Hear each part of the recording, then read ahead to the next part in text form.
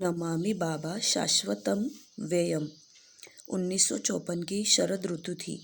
कई दिन से अब मैं साधना में बैठता तो ध्यान की स्थिति में मन की अनुभूति की एक खास अवस्था में पहुंचकर रुक जाती थी।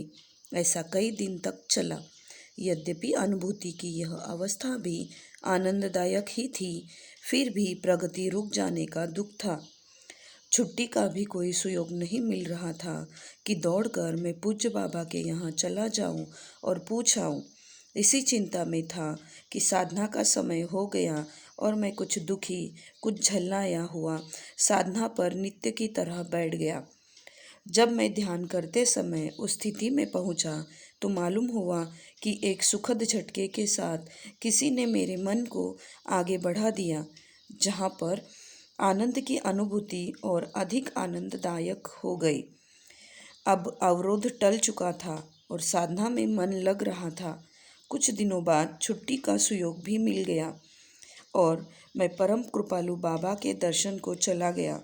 जब मैं पूज्य बाबा के निवास पर भक्तवत्सल बाबा को प्रणाम कर उठा तो अंतर्यामी बाबा ने कहा, अब आने की क्या ज़रूरत थी?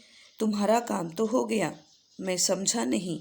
पूज्य बाबा ने फिर कहा कि अब तो तुम्हारा ध्यान ठीक से हो रहा है ना? मैंने कहा, हाँ बाबा। और अब समझा कि पूज्य बाबा क्यों कह रहे हैं कि अब आने की क्या ज़रूरत थी। मैंने कहा, बाबा, क्या ऐसा भी हो सकता है कि यहीं से बैठे बैठे आप जान जाए कि कब किस शिष्य को किस तरह की मदद की ज़रूरत है और आप यहीं से बैठे बैठे उसकी मदद भी कर दे। परम कृपालु बाबा मेरे निर्दोष प्रश्न पर कुछ हंसे और उन्होंने कहा कि तुम तो सरकारी नौकरी में हो और ऐसा भी हो सकता है कि सरकार कभी तुमको अमेरिका या इंग्लैंड भेज दे, तो क्या तुमको वहाँ अगर किसी प्रकार की गाइडेंस की ज़रूरत पड़ेगी तो नहीं मिलेगी? अमेरिका और इंग्लैंड तो बेगूसराय नहीं है कि तुम दौड़कर आ जाओगे और पूछ लोगे। मैंने कहा, बाबा, वैसे हालत में क्या होगा? बाबा ने कहा, तुम्हें वहाँ भी हर गाइडेंस मिलेगा। और उसके बाद बाबा वैज्ञानिक ढंग से इसका सिद्धांत समझाने लगे।